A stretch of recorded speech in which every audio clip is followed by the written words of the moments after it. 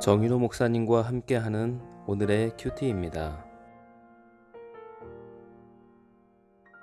6월 25일 오늘의 말씀은 고린도전서 15장 12절에서 19절까지입니다.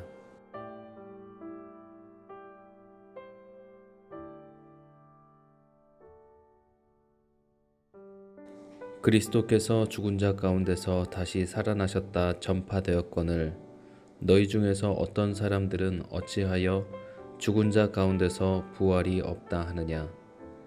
만일 죽은 자의 부활이 없으면 그리스도도 다시 살아나지 못하셨으리라. 그리스도께서 만일 다시 살아나지 못하셨으면 우리가 전파하는 것도 헛것이요 또 너희 믿음도 헛것이며 또 우리가 하나님의 거짓 증인으로 발견되리니 우리가 하나님이 그리스도를 다시 살리셨다고 증언하였습니다. 만일 죽은 자가 다시 살아나는 일이 없으면 하나님이 그리스도를 다시 살리지 아니하셨으리라. 만일 죽은 자가 다시 살아나는 일이 없으면 그리스도도 다시 살아나신 일이 없었을 터이요. 그리스도께서 다시 살아나신 일이 없으면 너희의 믿음도 헛되고 너희가 여전히 죄 가운데 있을 것이요. 또한 그리스도 안에서 잠자는 자도 망하였으리니 만일 그리스도 안에서 우리가 바라는 것이 다만 이 세상의 삶뿐이면 모든 사람 가운데 우리가 더욱 불쌍한 자이리라. 아멘. 오늘 말씀의 제목은 부활 부정에 숨겨진 신앙의 이중성입니다. 오늘 말씀에서 바울은 고린도 교회 신자들의 부활을 부정하는 문제에 대해서 다루고 있습니다. 고린도 교회 신자들은 문자적인 부활이 있을 것이라는 것을 부정했습니다. 그들은 육체에 대해 제대로 이해하지 못하고 있었습니다. 헬라 철학은 그들에게 육체는 악이 머무는 곳이라고 가르쳤습니다. 그런가 하면 헬라 예술은 그들에게 육체는 감각적인 목적을 위해 심미적인 취향을 만족시키는 도구라고 가르쳤습니다. 한편 우상 숭배자들은 그들에게 육체가 가장 동물적으로 타락하는 것을 보여주었습니다. 이런 영향을 받은 고린도 교회 신자들 중에는 육체가 영원하다는 것을 받아들이기 부정하는 사람들이 있었습니다. 성경은 우리 몸이 하나님의 성령의 전이라고 확인해 줍니다. 우리 몸은 물론 변화를 받겠지만 우리는 그 실체를 가지고 주님을 만납니다. 부활은 육신이 없어지고 단지 영만 사는 것이 아닙니다. 첫 번째로 우리가 그리스도가 다시 살아났다는 의미가 무엇인지를 생각해 보고자 합니다. 고린도 교회 신자들이 어떠한 영향을 받았든 간에 바울 사도가 보기에 그 결과는 명확했습니다. 바울은 자신의 논증을 그리스도의 부활 사건이 이미 고린도 교회 신자들에게 전파되었음을 상기시키면서 시작하고 있습니다. 12절 말씀을 봅니다. 그리스도께서 죽은 자 가운데서 다시 살아나셨다 전파되었거늘 너희 중에서 어떤 사람들은 어찌하여 죽은 자 가운데서 부활이 없다 하느냐. 거기서부터 바울은 일반적으로 죽은 자의 부활이 없다면 어떻게 예수님이 죽은 자 가운데서 살아났다는 것이 전파될 수 있었는지를 연결시키고 있습니다. 그의 논리는 이것입니다. 너희는 인성을 가진 주님, 즉 영뿐만 아니라 육체를 가지고 있던 주님이 부활했다는 것을 믿고 받아들였다. 그런데 우리 인간이 죽으면 육체와 영혼이 분리되고 흩어져서 오직 영혼밖에 남지 않는다고 한다면 일관성이 있는 말이냐라는 것입니다. 예수님은 하나님의 형상뿐만 아니라 인간의 형상을 지닌 연합체로서 부활 사건의 전형이라는 것이 논쟁의 시작점입니다. 바울의 논제는 광범위하고 보편적인 원리에서부터 구체적인 사례로 나아갑니다. 보편적인 원리라는 것은 인류 전체의 부활입니다. 그리고 구체적인 사례라는 것은 예수님의 부활을 말하고 있습니다. 그러므로 합리적인 추론을 하자면 인간의 부활이 없다면 그리스도도 여전히 무덤에 있어야 한다는 것입니다. 하나님의 아들로서 예수님은 인간의 신체적 본성을 가지고 여자에게서 태어났습니다. 사람들처럼 먹고 마시고 자라났습니다. 다른 사람들처럼 인간의 모든 형체적인 존재의 법칙에 순응했습니다. 하나님의 섭리에 따라 율법 아래 있는 자들처럼 되었습니다. 그리고 인간으로 져야 할 모든 것을 육신에 짊어지셨습니다. 자기 형제 중 하나처럼 된 그리스도가 마치 인간이 되셨던 것 같이 인간의 모든 법칙을 적용받는 가운데서 그는 죽은 자 가운데서 다시 살아났습니다. 처음부터 끝까지 그의 삶에는 본질의 변화가 없었습니다. 그는 계속 인간의 몸을 가지고 있었고 동정녀 마리아에게 태어났던 것처럼 그는 죽음에서 일어나셨습니다. 예수님은 모든 사람이 자신처럼 다시 살아날 수 있다는 것을 보여주신 것입니다. 크게 두 번째로 부활을 부인하는 것으로 말미암아 야기되는 비극들을 살펴보겠습니다. 사도들에게 야기되는 비극은 무엇일까요? 그것은 그들이 거짓 증인이 된다는 사실입니다. 15절 말씀입니다. 또 우리가 하나님의 거짓 증인으로 발견되리니 우리가 하나님이 그리스도를 다시 살리셨다고 증언하였습니다. 만일 죽은 자가 다시 살아나는 일이 없으면 하나님이 그리스도를 다시 살리지 아니하셨으리라. 그러나 실상은 예수님은 부활 후에 많은 사람들에게 자신을 나타내 보이셨습니다. 먼저는 막달라 마리아에게 나타났고 그 다음에 무덤에서 돌아오고 있었던 다른 여자들에게 나타났고 그 후에 베드로와 엠마오로 가던 제자들에게 또 다락방에 모인 10사람에게 또 일주일 후에 도마를 포함한 11명의 제자들에게 그리고 예수님의 동생인 야고보에게 그리고 우리가 보았던 고린도전서 15장 6절 말씀에서는 500여 형제에게 일시에 나타났다고 말씀하고 있습니다. 뿐만 아니라 갈릴리 호수에서 고기 잡던 제자들에게 나타나셨고 예루살렘 근처 감람산에서 승천하시던 모습을 목격하던 사람들에게 자신을 나타내 보이셨고 그리고 마지막으로 다메섹으로 가던 바울에게도 자신을 나타내 보이셨습니다. 베드로는 내가 나를 사랑하느냐라고 묻던 부활하신 주님을 만났습니다. 사도 바울은 내가 왜 나를 핍박하느냐라는 부활하신 주님의 음성을 들었습니다. 예수님의 부활을 목격했던 그들이 거짓 증인이 될 수는 없는 것입니다. 그들은 위험을 무릅쓰고 거짓말을 하는 대가로 매질과 죽음의 위협을 받았습니다. 그것이 진짜가 아니라면 목숨을 걸고 할 사람이 누가 있을까요? 이 모든 정황은 예수님의 부활이 사실이라고 말하고 있는 것입니다. 자, 부활이 없다면 신자들에게 야기되는 비극은 무엇일까요? 그것은 믿음이 헛것이 된다는 것입니다. 17절 말씀입니다. 그리스도께서 다시 살아나신 일이 없으면 너희의 믿음도 헛되고 너희가 여전히 죄 가운데 있을 것이요. 믿음이 헛것이 된다는 말은 중심에 아무것도 없어서 마치 비누 거품처럼 비어있는 것을 말합니다.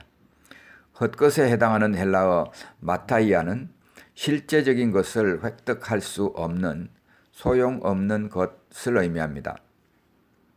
믿음은 의지할 어떤 대상이 있어야 합니다. 하나님을 향한 믿음은 그 하나님이 누구냐에 대한 우리의 인식에 따라 강해질 수도 있고 약해질 수도 있습니다. 만약 하나님이 그리스도를 이 땅에 보내어 십자가에 죽게 하는 것으로 끝냈다면 그런 하나님을 우리가 어떻게 의지할 수 있을까요? 예수님의 영혼이 아무것도 아닌 것으로 끝을 맺었다면 세상은 사탄이 득세하는 세상이 되고 말았을 것입니다. 그러나 실상은 예수님의 십자가 죽음은 인류를 구원하는 하나님의 비책이었습니다. 부활하신 예수님은 지금 하나님 우편에 앉아 계십니다. 히브리서 12장 2절 말씀을 보겠습니다. 믿음의 주요 또 온전하게 하시는 이인 예수를 바라보자. 그는 그 앞에 있는 기쁨을 위하여 십자가를 참으사 부끄러움을 개의치 아니하시더니 하나님 보좌 우편에 앉으셨느니라. 지금도 세상을 다스리시는 분은 주님이십니다. 부활이 없다면 신자들에게 일어나는 비극 중에 또 다른 하나는 여전히 죄 가운데 있게 된다는 것입니다. 17절 말씀 후반부를 강조해서 보겠습니다. 너희가 여전히 죄 가운데 있을 것이요. 예수님의 부활이 없다면 신자들은 여전히 죄 가운데 있게 됩니다. 예수님 자신도 죽음의 권세 아래 머물러 있었는데 그가 어떻게 우리를 죽음의 권세로부터 구해줄 수 있을 것입니까? 그런 문제가 제기되는 것입니다. 그리스도가 부활하지 않았다면 신자들에게는 의로움도 없고 구원도 없게 되는 것입니다. 자, 세 번째로 그리스도 안에서 잠자는 자들에게 야기되는 비극은 무엇일까요? 18절 말씀입니다. 또한 그리스도 안에서 잠자는 자도 망하였으리라. 그리스도 안에서 잠자는 자는 예수님을 믿음으로 말미암아 그와 연합된 자로서 죽음을 맞이한 자를 의미합니다.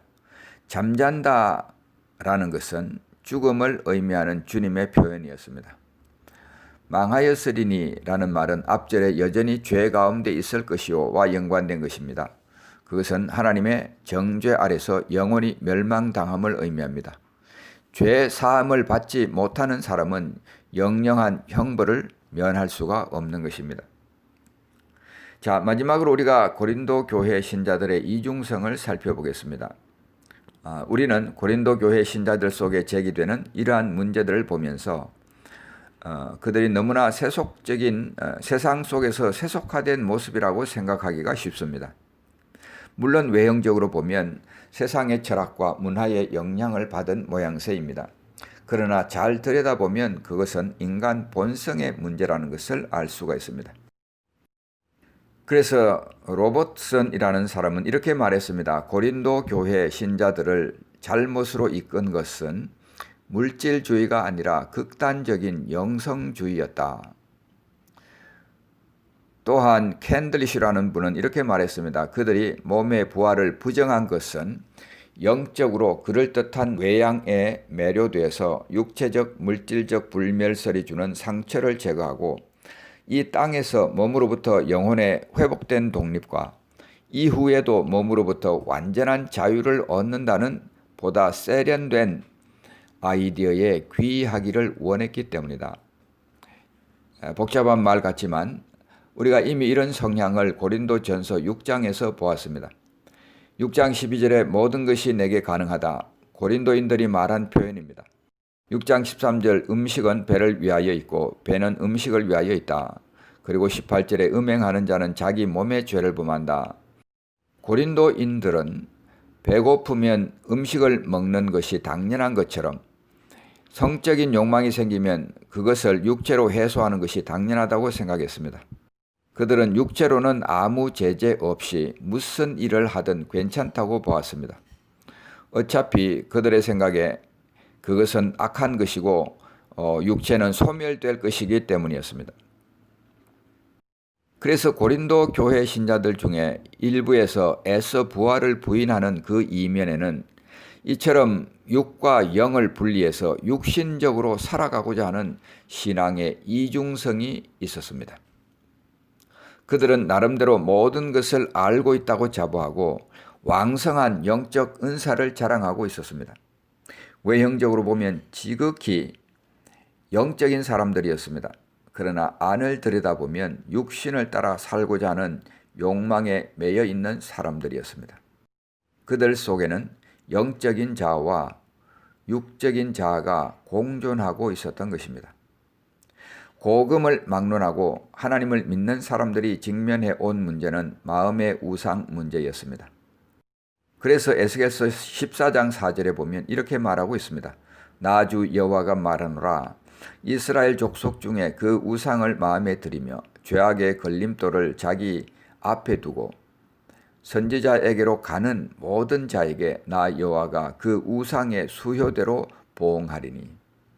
이스라엘 백성들의 문제도 한편으로는 마음의 우상을 두고 다른 한편으로는 선지자에게로 나아가는 이중성을 가지고 있다는 데 있었습니다. 마음의 우상이란 내가 마음으로 승인한 어떤 것입니다. 그것은 누군가에게 강요받아 하는 것이 아니라 자발적이고 개인적이고 내가 원하고 그것이 없이는 상실감을 느끼는 어떤 것입니다. 인간의 마음은 우상 공장인 것입니다. 여러분 스스로에게 질문해 보시기 바랍니다. 내가 현재 마음으로 의지하고 있는 믿음의 대상은 무엇인가? 그 대상이 하나님이라면 내가 알고 있는 하나님은 어떤 하나님인가? 나는 부활을 진정으로 믿고 있나? 그렇다면 나의 부활 신앙은 현재 어떤 열매를 맺고 있나? 내 안에서 발견되는 신앙의 이중성은 무엇인가? 내 마음의 우상은 무엇인가? 사랑하는 성도 여러분, 자신이 믿고 싶어하는 것을 믿는 신앙의 이중성을 벗어나서 마땅히 믿어야 할 것을 믿고 받아들임으로써 경건의 모양만 가지고 사는 것이 아니라 경건의 능력이 있는 삶을 살아가시길 우리 주님의 이름으로 축복합니다. 기도하겠습니다. 사랑의 하나님 아버지, 오늘 우리가 고린도 신자들 가운데 에서 일부 부활을 부인하는 사람들이 있다는 것을 보았습니다. 그들은 육과 영을 분리해서 육신적으로 살아가고자 하는 신앙의 이중성을 가지고 있는 사람들이었습니다. 한편으로 보면 지극히 영적인 사람들이었습니다. 그러나 내면을 들여다보면 육신을 따라 살고자 하는 욕망에 매여 사는 사람들이었습니다. 하나님 아버지, 이것이 오늘 우리의 모습이 아닌지 우리 자신들을 돌아봅니다. 주님, 우리를 도우시고 은혜를 베푸셔서 우리가 믿고 싶은 것을 믿는 신앙의 이중성을 벗어날 수 있도록 은혜를 베풀어 주시옵소서. 마땅히 믿어야 할 것을 믿고 받아들임으로써 경건의 모양만 가지고 사는 게 아니라 경건의 능력을 경험하며 살아갈 수 있도록 은혜를 베풀어 주시옵소서. 예수님의 이름으로 간절히 기도하옵나이다. 아멘.